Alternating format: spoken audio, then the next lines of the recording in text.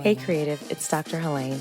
This episode is very cool because I'm talking with my friend Tony Suriano about 4 of his soul cut method steps that we can use to start becoming the directors of our own lives. This is all about his upcoming book, Direct Your Life or Someone Else Will. Check the show notes for details on how to get on Tony's list for pre-orders of the book. Let's get into it. Okay, so I don't know what I'm doing here. I know. Just kidding. That's the energy. That's the energy. I'm so happy to introduce my friend, Mr. Tony Suriano, who is a filmmaker, writer, speaker, and creative coach who started off more like a 1950s delinquent than a personal development teacher.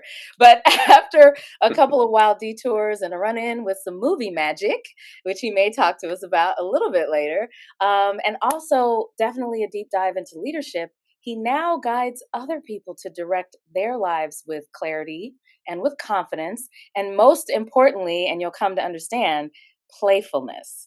His upcoming book, Direct Your Life or Someone Else Will, is a guide for anyone ready to stop playing supporting roles and become the main character in their own story. So, Tony, welcome. I'm so glad to have you on the Vision Builders podcast. Yes, I'm happy to be here. Thanks for inviting me.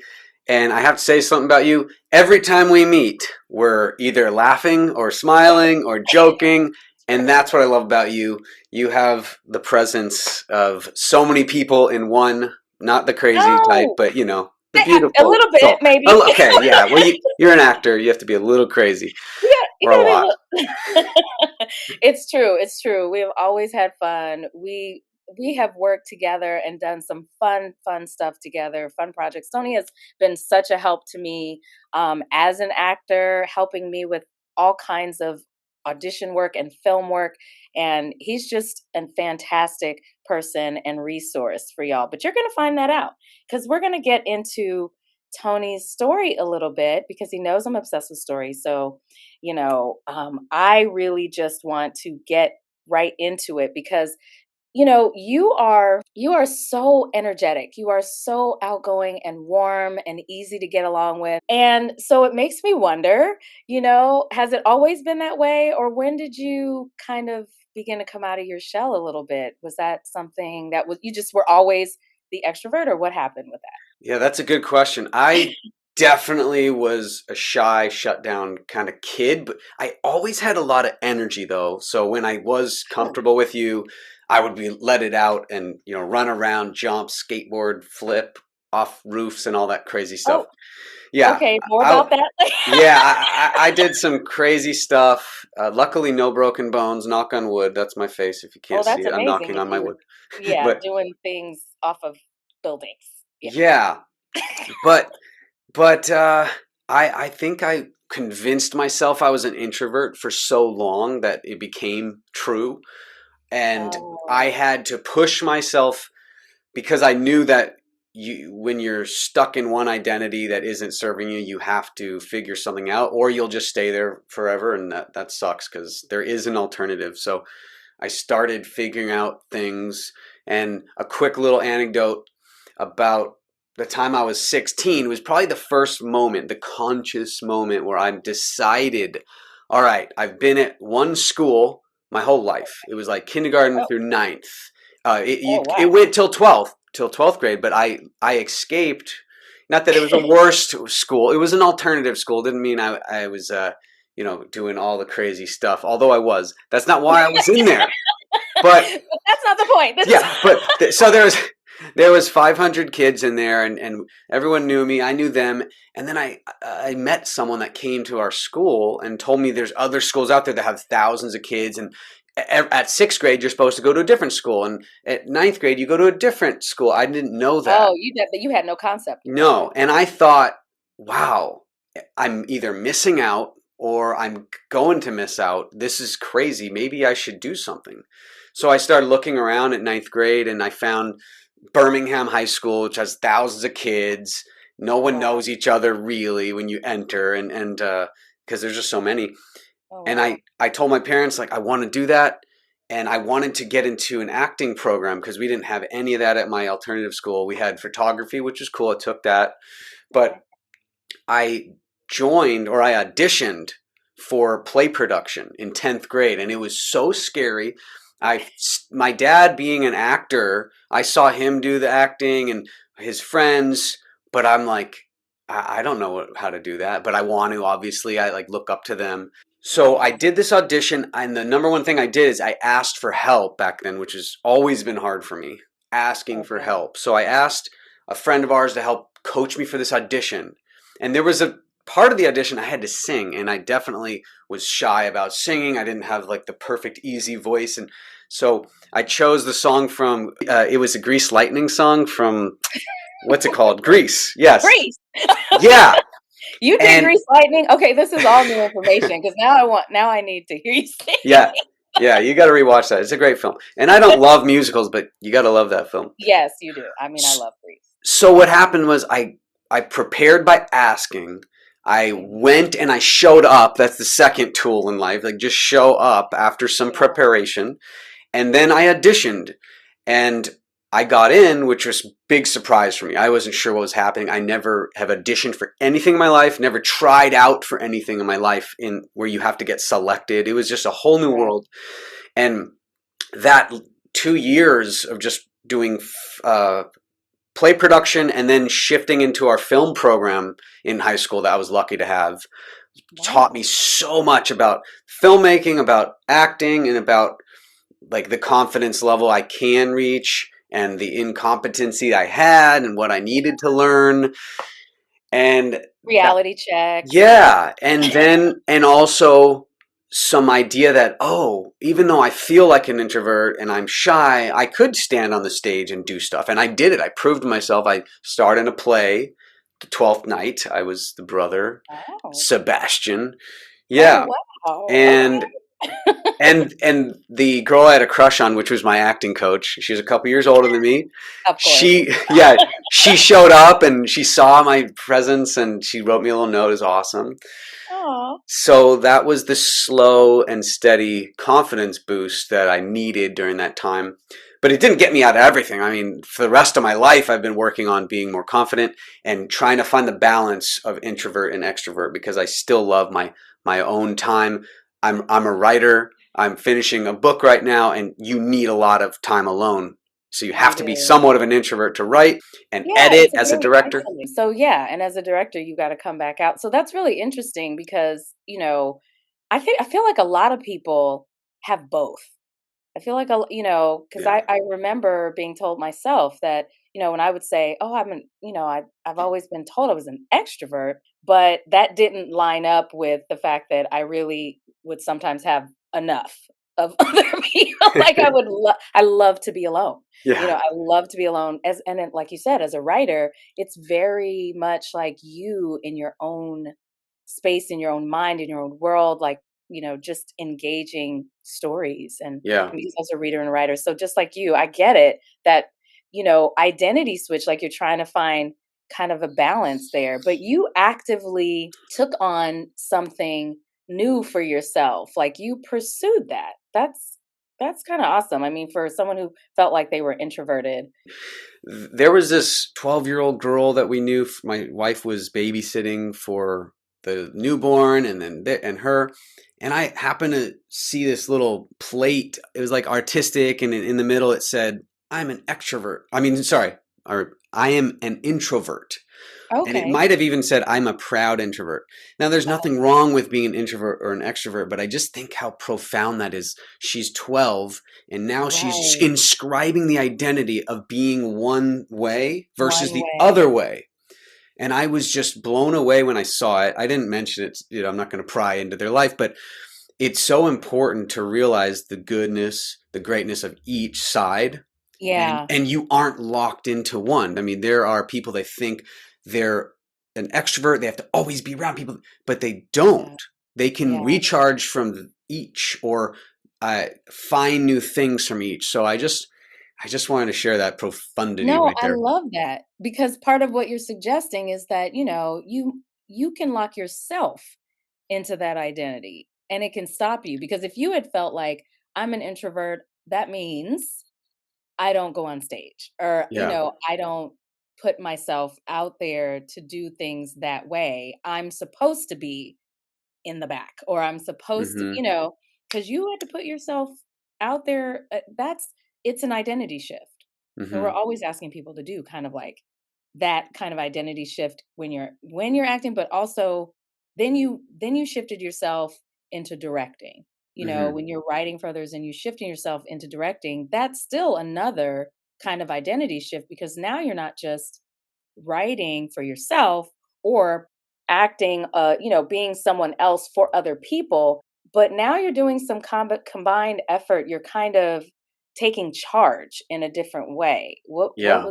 What's that like? But really, the idea of directing a project where I can use the vision in the head and start planning, plotting, and creating, that's the favorite part of Yeah. one of the favorite parts of my life is when I get a chance to direct, whether it's me directing myself to like conquer a goal or something, but specifically on set, it's so cool because it took me a long time of trial and error and all editing and shooting random things growing up to figure out how to get the thoughts in my head to put them on a screen.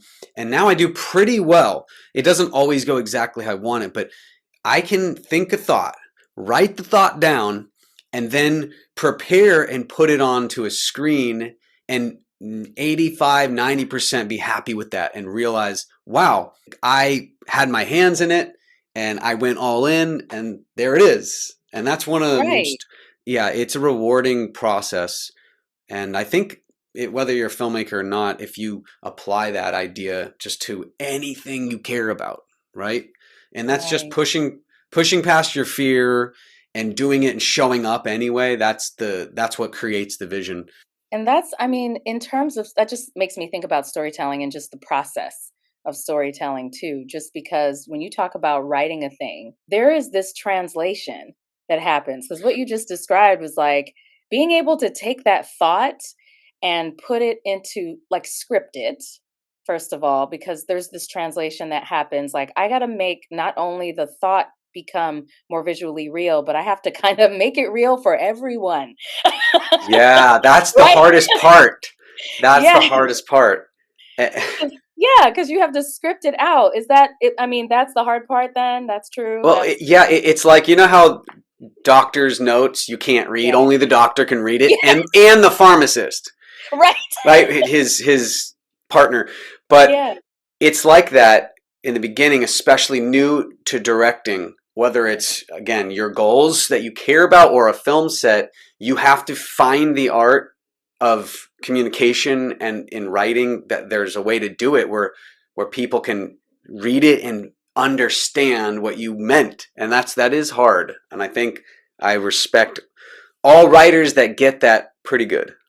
Yeah, yeah, because it's that translation process, and then there's another one, because that's the writing, but translating it into directing, right? Now it's really taking what's on the page and just creating that vision almost all the way back to what it was as a thought, right? Like, now you're trying to make it real again in a way that takes it out of the head, especially if it wasn't yours, right? You're a director, you're not Hmm. always going to be directing your own work, and you have a vision for that work as well. Can you talk a little bit about that process, about just like directing and how that works? Yeah, it is I interesting. know that's a hard one.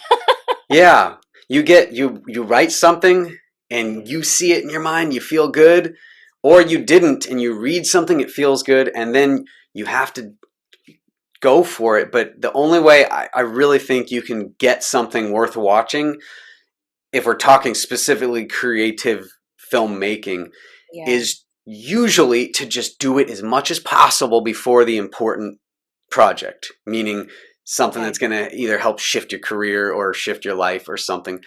And I always like to think of the filmmaking in relation to just any life endeavor. And Right. if you try and practice and push yourself on less impact things and ideas first. You start training and conditioning. So then when the bigger thing happens, you're like, oh, I know this. I can own this. I'll figure it out. And that's what it takes on set to figure things out. And when you're on set, you go from the writing room by yourself to then now communicating with real people that are outside of your head. And they're no longer inside of your head. Yeah. You got to help them understand that vision completely. And it gets down to those details. And like you said, so much of what happens when you're directing applies to normal life, and that's a lot of what you're getting at with your book, right? Like when with the title, when I saw the title the first time, Direct Your Life or Someone Else Will, I just wanted to just do the little two finger yes because this sounds very much like your story. First of all, like you just described to us, just the idea that you decided to make a decision about your identity, right? In that way of saying, hey, I'm going to take control of this situation and I'm going to create what isn't into something that I can imagine, which is what, I love to hear people say, because that's what vision really is about. It's like, but can you see something more? So when you say direct your life or someone else will, the threat on the end is the danger part. Yeah. You got to take control there. Get shocked. What was the inspiration for that? Like, is that what you mean? I really just think no matter what you do or don't do, your life is being directed in some way.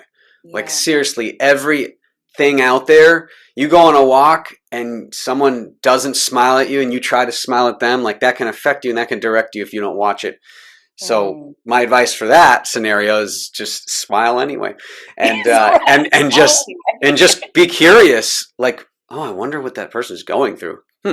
That's strange. I smiled at them and they didn't smile back. Instead of holding it in and be like, God, I'm not smiling to people anymore. Forget them. They've ruined it. They've ruined the whole thing. They ruined it for everyone else. Quick smile moment. So the other day I was driving and I was trying to back up in this weird position because it was a one-way street. You don't need to know the details, but I'm in the car. I'm scared already. No. Yeah, there were people walking for like this football game or something on my left side, and one of the guys, for some reason, he like kept walking past me on my left, and then he looked at me with this face that I knew was a disapproval face, like, what are you doing? Why are you backing up weird? And my first reaction from years of conditioning, because I used to be maybe more of a jerk, and I was focused on my backing up, and then I saw him, we connected eyes, and I just lit up with a smile. I didn't say anything, and then his solemn face was like, oh, and he smiled, and he didn't say anything, and I don't know how we had this funny connection where he was like, oh, this guy's just trying to figure something out in life, and he's in a good mood about it. Okay. He communicated all these things. You had a smile pop up. Yeah. And I thought that was so funny, and I was happy after. I was like, oh, I'm so glad you didn't go make a face like, what? Mind your own business, Right. It's so easy to react like that. What are you Yeah. You looking at me? Yeah. That's amazing. So so getting into that way, even the small things can kind of direct. When you say direct your life, it's like it's the small things as well. Then for sure. Yeah, and I love the little tagline, or someone else will, because it always is like that. And it doesn't mean, and I learned this with many arguments, it doesn't mean I have to be in control of every conversation and be the leader all the time, but I have to be in charge of what I can control and what matters and what actually should I say yes to and what should I say no to. And the best way that I know to figure that answer out is to decide, or to ask, is this thing, if I say yes to this thing, is it actually getting me closer or further away from what I want, or vice versa with the no? I'm really good at saying no, and I often say no first, right away, first response. Right away. And my wife's like, you should be saying yes a little more. I'm like, there's certain things, yes, I have to say yes to. Bigger challenges or a new career opportunity that excites me. But there are so many things and questions and people trying to get at you with agendas. And if you say yes to them, then what happens? You're working their agenda, even if it's if it's a good-willed agenda. If it doesn't Yeah. line up with me and what I need to do that makes me happier and more fulfilled, I'm not going to say yeah, because that little bit of, let's say, selfishness is going to let you be selfless. Have you ever heard that? You know, a little more selfishness lets you Oh, be that selfless helps you to be selfless. for Tell the me more people, about that. for the What do you people mean? around you. Like, I know when I'm doing the main thing for my life that I'm excited, I'm passionate about, when I'm around others, I actually am less of a jerk. I'm more fun. Right. But when I prioritize, I don't prioritize rather the main thing. I'm always in a hurry, and you're like, I don't know, and then you overreact. And I find when you put that main thing, or the calling or the mission or your family, whatever you need first, you know it's the thing right now. It always changes. Then you're more of a pleasure to be around, and you're in less of a hurry, less of a panic, less anxiety. That's true. That's absolute. I totally agree with that because, and I love how you said that, making it the main thing. And part of it is making sure that you're making decisions. That's part of directing your life. You're saying, you're making decisions about all the things, the no's and the yeses, to make sure that the main thing remains the main thing, and Mm. that you continuously are focused, because that can be hard, right? It's so hard, especially if you're creative, because you've got all of these things like, oh, that's cool, and oh, this Yeah. is oh, that's so cool, and all these projects are so cool. But remembering that you've got to be a director in this situation, that Yeah. you've got to be the one who can say all that is fantastic, but we're in act one. Yes, yes, yeah. Find out where you are. Where That's are you? that's actually a part of my book. There's a section, and there's a method I named so it's easy to remember, and it's called the soul cut method. The soul cut method, Yeah, because talk about that. what that does is it helps you find out where you are, what you need to cut out, put in, and where you need to go, and how you fine tune it. So there's 4 stages to that. The first one is called spot the scene, and that just means open the gate of awareness. Where are you? And this should be daily, but it also can be quarterly for your goals in your life. And it just means catch yourself in the moment and be like a third observer. Step out of the situation and watch yourself, whether it's a negative situation or the biggest situation. Step out and look in, see the bigger picture first. Bigger picture, broad vision, so you can fine tune as you go. So that's spot the scene, and I won't go into too deep of each step, but the next step is trim and cut. And I say trim the FUD, fear, uncertainty, and doubt, because we all I know love a that. good acronym. Yeah, it's just everyone gets hit in the face with the FUD. You step on the FUD, you drag the FUD in the house, and Yeah. the trick is, how do you clean off the FUD? Okay. Right? So there's many ways, and you and I can share that. I'm sure it could be a full hour on that. Right. But once you trim the FUD and you are a little lighter and you're dragging around less, then you can get to the next step, which is reframe your story, or shift or rechange your scene, or cut your scene. So in filmmaking, sometimes we shoot numerous scenes, and sometimes we don't put those scenes in the film because it doesn't serve the story. And some scenes, they're really long, and maybe as an artist we like it, we want it there, it's so cool, but with writing, kill your darlings. Yeah. And you have to tighten it, and you want to start a little more in ahead and end a little early, so you're in this compelling feeling. That can be so hard for Yeah. somebody to let go of a Yes. piece of a thing that you, like people say, that you're darling. Yeah. But it's like, no, but I love this I moment know. between them. And sometimes in your life, your darling that you don't want to let go is your old identity that gave you a little significance because you were a victim. The victim mentality is horrible, and you'll get a couple people trying to console you, but you won't ever grow. You're going to be stuck, and then someone else directs your life. Your ego thinks like, oh no, we're good.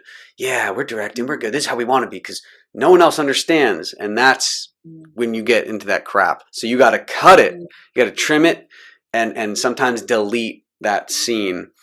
So that's number 2 or 3. And going into the 4th one is lock the cut. When we're editing and filmmaking, it's like lock that cut after you trimmed it, after you cut it back and forth, added all the good stuff. And it doesn't mean lock it forever. It just means that phase or that scene or that film, you have to make progress over perfection. Do your work, do your prep, and just make the cuts, and then make the final cut, and then release the film. So locking the cut, for those folks who aren't, clear on filmmaking terminology, what you're suggesting is this is the final cut. Like this is when it's essentially we've pressed lock on the document. Like yeah, yes, and you step forward on that phase or that goal or something that you prepared 40 to 70% for. You're not waiting for perfection. You did some cutting, you did some prepping, and now you need to step forward and just lock that cut so you can get the progress and the momentum, because that's the thing. So many people, they miss out on the momentum when they get stuck in that trying old to make it perfect stuff. Yeah.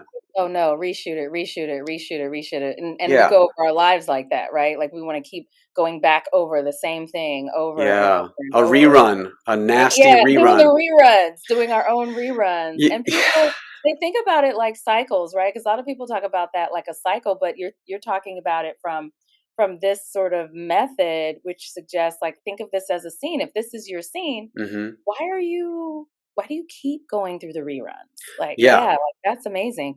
Now, I want to ask about the deleted scene that you were talking about as well, because it seems like, folks might have like some resistance to the idea of, no, I can't just get rid of that thing, whatever.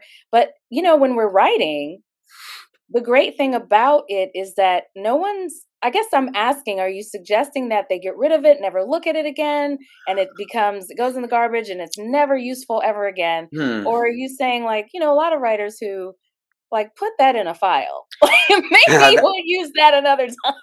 That's a great point. So yeah, when we're writing and you love that darling, you don't want to delete it, you put it in a file. And I think that's okay, unless if it is something that is so traumatic, like it halts you from going outside, you need therapy, you need a lot of work.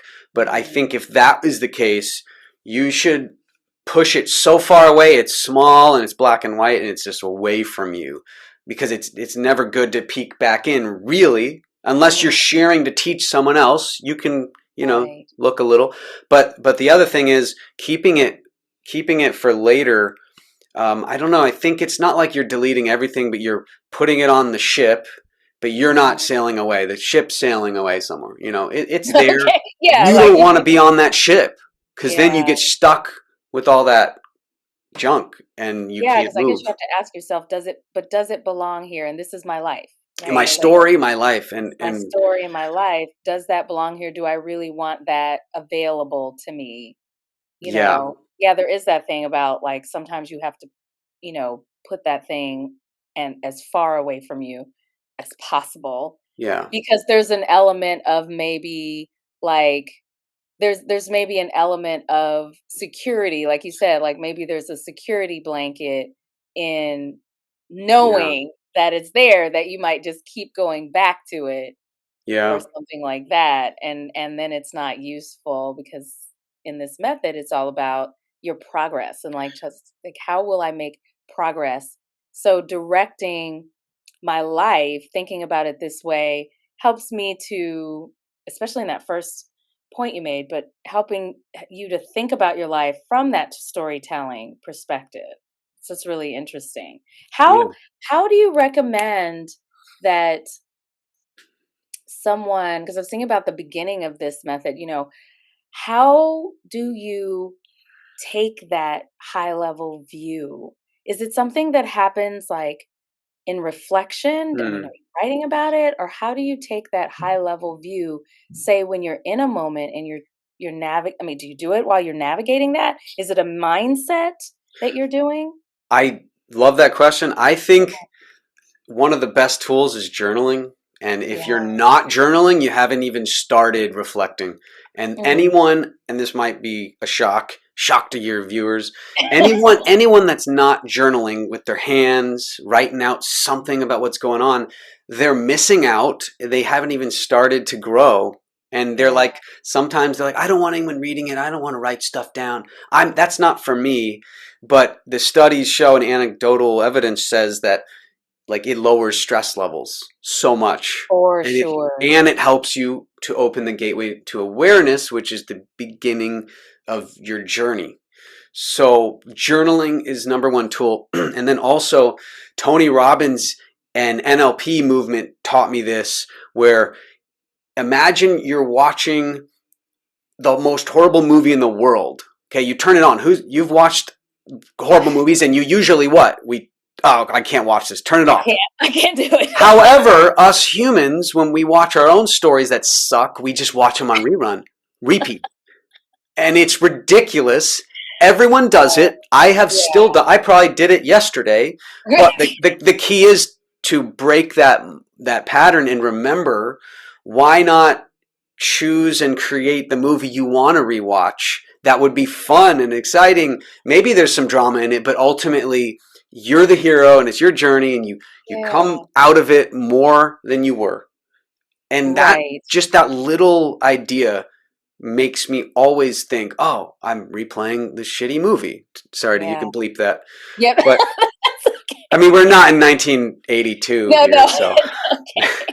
No, but it's that's part of it. Like that's maybe the philosophy, right? That's saying, okay, if we don't want that situation, then that's what you have to do. You have to direct your life. Like you've got to take ownership of the parts that you can control. Yeah. And because if you don't, I mean, it's kind of like when you said about the smile, but it gets deeper than that, doesn't it? I mean, that somebody else is going to affect your mood and you're going to let it happen, right? Because you become a passive player in your own story. And that's the part that's kind of the dangerous thing that you kind of suggest even in the title. Yeah. Somebody else. I liked what you said, a passive player in your own story. And it even gets worse. So if you turn that into a background actor, nothing against background actors. I've done background acting. You can learn a lot on set. You can observe. And there's times in life that I still play the background as I'm observing. But if you're just unaware and you get molded into the background, everyone else is directing. You're told to walk over there and then change clothes, walk back as a different person, and you're not directing your life. So that's worse than a passive player, but it does start with passively just going with emotions. You know, when you ask someone like, oh, how are you doing? There's a phrase they give that I do not like, and I always try to break their pattern. It's something like, it's going. They say that, and I'm like, what's going? And I'll try to make them smile, try to do something. Yeah. Because if they just keep doing that, then that's how it is for their whole outlook. And you can see it. They're not fulfilled. That they're not, like, they don't feel any sense of control, because if it's going, it's just taking me with it or taking me off of it. I don't know. I don't know where I am in it. So that is really interesting. So it sounds very much like what you're doing with the book and also with the podcast, because you've got a podcast that is, based on the kind of methods that you're talking about in Direct Your Life. And so it sounds a lot like making real leadership choices, right? About what you're doing, not being that passive player, not being a background actor. And it's, I've said this myself, so I mean, I completely agree. Like, the idea is that you should be at the center of your own story. Like, and if you are at the center, then you've got to have that relationship with the, directing how this goes. Like, you can't control everything. Everybody's supposed to play their part, but you really do have to, think about what am I going to do for myself to bring this story to life? Mm-hmm. Yeah. I love that. So true. It's always true too. No matter what you're doing, There are some of the things you can control, like your morning. If you control your morning, your day is just better, smoother. If the adversity attacks you, you're able to handle it better. Yeah. So when you can focus on the things you can control, because I've been saying this phrase and I love it, your brain is a camera, and wherever it points, it's focusing and magnifying, and you can't turn that thing off until, you know, it turns itself off, right?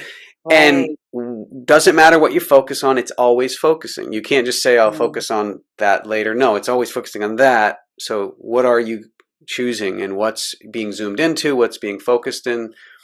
And it's a real thing. It's not just a theory, you know?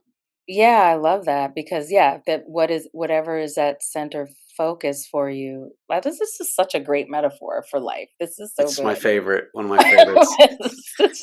I I'm not love you. necessarily coining it at all. I just grabbed it, and it Yeah, makes no, but you sense. put your own, and you put your particular spin on how that looks, coming from a person who is a writer, a speaker, a director, and just kind of understands what that means to have yourself and others, operating within a story.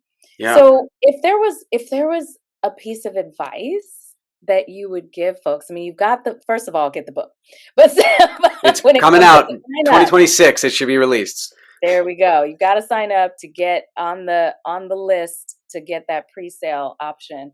But if there is a piece of advice that you find that you're giving folks most often, and I don't know if that means actors or directors or writers, but the creatives that you work with, that you just maybe it's something that you find yourself repeating often to them, Yeah. and perhaps it has made its way into your methodology. But is there something that you tell creatives all the time that just as a piece of advice to them, what do you say? Yeah, that's great. I love thinking what keeps coming up, because that's Yeah. often the solution, the thing, when you just see it in different sources. Yeah. So if I was going to speak specifically, if I coach an actor, certain actors, but often newer ones, but still some experienced ones, sometimes they aren't sure if they did it right, quote. Like, was that good enough? Or like, I don't know, like, you tell me, what is that? And I try to train and condition them to do everything they can to know internally in your chest and in your gut, oh, that was the one. I felt great about it. Or that one sucked. I need another one. And that takes trial and error. It takes experience, it takes time. But how do you really do that? And it's just stepping forward and finding out, really. But being open to knowing that you will eventually know. And it's even though it's developing a knowing. You're saying, like, develop yes, knowing. the gut instinct is an instinct, but you have to bring it back up because it's been lost. So much of it. That's why we don't feel confident in certain situations, because we don't tap into the gut or the heart. And I know for me, being a huge, or having a huge lack of confidence over a lot of my life, it was because of that. I didn't go with my gut. And whenever I wasn't confident, I felt like I wasn't playing.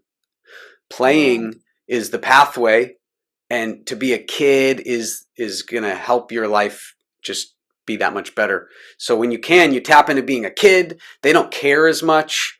What was that right? They just did it, and they're free. And then if you're free, and it worked out, oh, that sucked, I'm hurt. Yeah. And if you don't reprimand the kid, usually if they, quote, fail, they actually get feedback and they want to try it again and do it differently. But when that awareness comes, and the external forces and the pressure and the judgment, the comparison, that's when we close up, and our gut instinct, we drop it to the floor. We don't even hang out with that thing. So to answer the question in a phrase, step forward, and then the confidence will be there, but you can't have something covering your gut and your heart. You have to, like, throw that thing, and even do what I just did. If you're watching, like, grab it in the air and throw it, use your body, your physiology. And that's like one of the number one things too, is just being in the right emotion and physical state when you want to do the thing, that will dictate the behavior and the decisions and ultimately how you direct your life. Oh, that's really good because you were saying something about like, taking a little bit of control of your morning, right? If we think about how do we do this? How do I get at my gut? How do I learn to Mm-hmm. trust my gut and kick my issues with confidence out of the way? But you're suggesting like, no, you got to like take control of your morning. You've got to be physically like, are you saying like Yeah, physically in physiology. Got control, to. like getting your physiology, like making sure that you are in your body? Is there a way that you're Yeah, talking about that? for sure. Yeah. And I think I wanted to mention that I was listening to something and it just said it so perfectly. It's not have a good morning routine because that's the thing, and you got to go Hmm. early bird gets the worm. It's not that, especially nowadays. Yeah. It's the very limited window you have before the attacks come, the Mm, agendas, the requests, all that hits you. So that's why right. your 30 minutes to your first hour should be the precious thing to Mm-hmm. you. It should be the most important thing before anyone bombards you. Family members come to you and said, "Hey, I need this later Mm-hmm. today," and it's like, "Oh, that's right in the middle of my thing." But if you're prepped and you controlled what you could, you'll figure it out and you'll be that much smoother. So don't lose that window. And when Mm-hmm. I don't have that window, oh man, my day, I notice, oh man, I'm starting to get agitated more than usual. Um, Same. just you're not as vibrant, and then you're letting things happen. Things are going, That's They're going. Yes, because you let it go off like that track broke at the very beginning of the day, and it just went from there, and it just like feels like you're not even in control of what's happening anymore. But taking that first hour, that's fantastic. Like making sure I say the same things, like just like you've got to have some sacred time in the beginning so that you can enter into the day with that balance, whatever that is for you, whether it's meditation, whether it's prayer, whether it's whatever it is that grounds you and centers you and helps you to feel present, and stable and even like powerful, because like I'll journal in the morning, like the things that help you to get focused and centered on who you are and hmm where you are. It's like when you said that first, coming out and looking at the scene, like you're kind of setting the scene for the day. yeah, What is this going to be? yep. Instead of letting it just hit you, and you know, ideally, my perfect power morning is 2 hours, but we don't Yeah, always have 2 hours. But I like having the first 30 minutes of actually physically waking up without an yeah, agenda, maybe yeah, straighten up or clean up, whatever I need to do.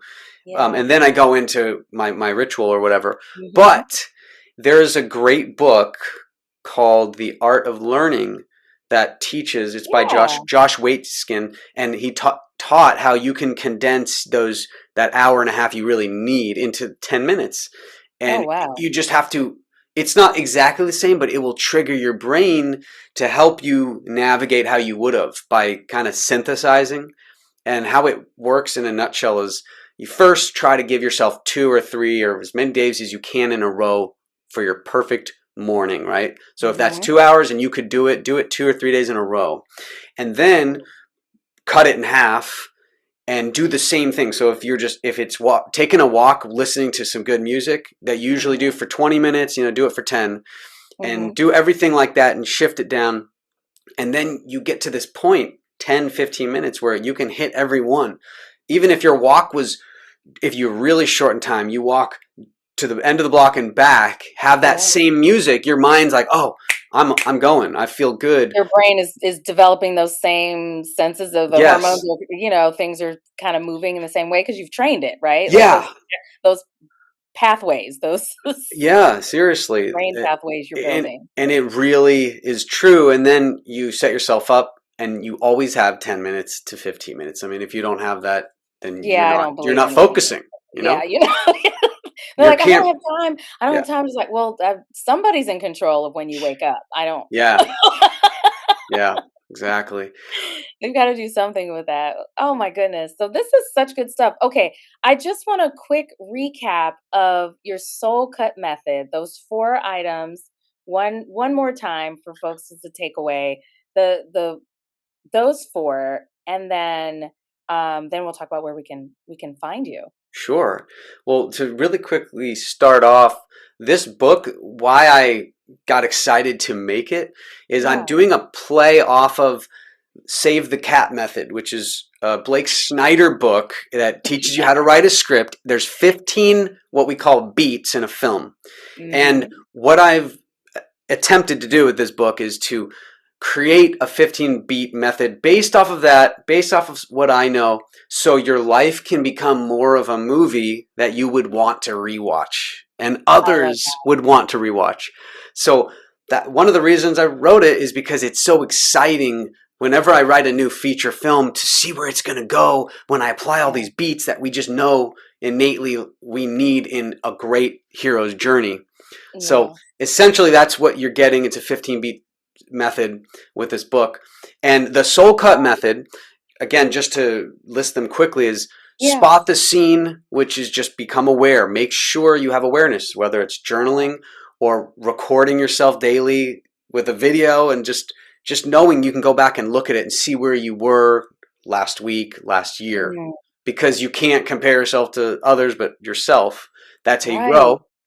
And then trim the fat and trim the Mm. FUD, the fear, uncertainty, and doubt in your life. You have to be aware of that, and then you have to punch it, you have to snip it, cut it, delete it. And it is hard, but the Yeah. more you do it, it becomes second nature. And you're like, oh, can't go to the party, not part of my plan, cut. Yeah, less fearful, Yeah. yeah, exactly. Yeah, so that's 2. And 3, you're reframing the story and Mm. you're choosing what you need for the scene to work to support your whole story. That's the idea. Yeah. And we all can swap out scenes. We have so many scenes in our life. We could trim them and you can make it work for yourself.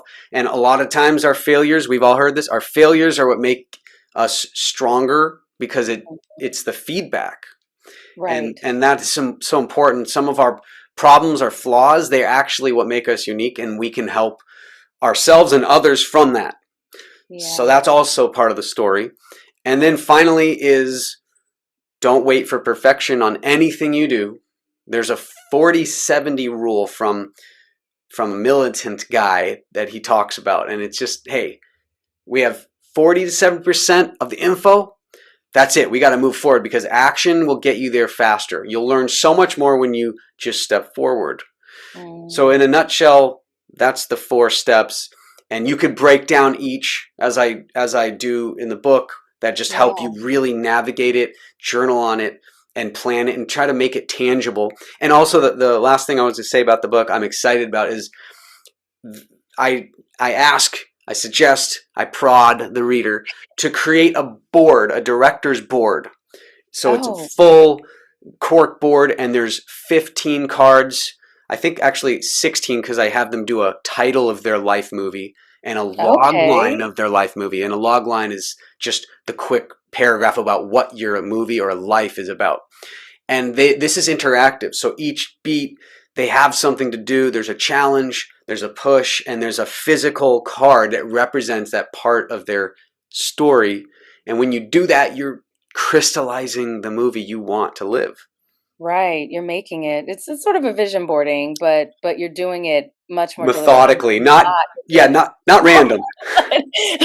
but yes, like, but doing it in such a deliberate way, like you said, methodically by looking at, no, I'm making a plan. This isn't just pie in the sky. This is Hmm. me making a plan. So your book is going to help people kind of outline that plan and really have the activities, like the different building the skill sets to be able to do the things that you're suggesting. Yes, paired with some crazy stories of my life. Are any of those stories about you doing magician work? I'm just checking. I, there's one or two about some magic related incidents. Hint: And I got the sickest in my life while I had to do my first stage magic performance, and I did 3 magic stage events per day. There was like 12 minutes each, but That's a lot when you're doing magic on stage. Yeah. 3 a day for 4 days, and I was the sickest I've ever been. Oh And my I God. pushed through it, and now I have a reference point that I've been through the worst whilst performing magic. And that's what we're whilst performing magic. Like you were making things happen while but that's exactly what you're talking about though, where it's just like, you know what? I got feedback. I know what I am capable of. Yes. So, but you have to be able to sort of back reference that point too. So this is really exciting. Tony, thank you so much for sharing all of this with us. I'm super excited about the book. How do we get on this list, and how do we find your podcast, which is also kind of helping us to think about some of these things? Thank you so much. It's been so fun to be here. By the way, we've been smiling a lot. I love it. Yeah. People can find most anything but the book at the top, and then the podcast below at tonysuriano.com/directyourlife. Yes. Fantastic. And can they follow you? Should they? Yeah, I'm on the socials at Tony Suriano. I think almost all of it's Tony Suriano. Fantastic. But you can check it out. I think on that page there should be also some socials there. But yeah, I'd love to have people join the movement to direct their lives and share. And I want people to tag me with what they're doing and how each beat is helping them. I'm really excited about that once we get there. I love that. I love that. And we're going to drop all of the links in the show notes so that folks can access those things super quickly as well.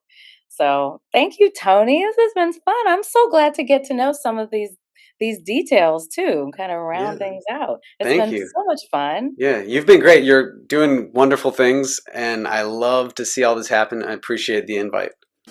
Hey creatives, if you're hearing this, then you've been listening to the Vision Builders podcast with Dr. Helene, your writing life coach.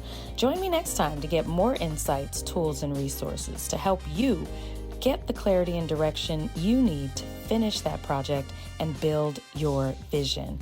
If you enjoyed this episode, please leave me a review on Apple Podcasts and Spotify. Y'all know how this works. And share. Let somebody else know what you are learning in this podcast. Be sure to check the show notes for a link to my website where you can sign up for my mailing list and get even more tools and resources. With that, I will sign off. Bye.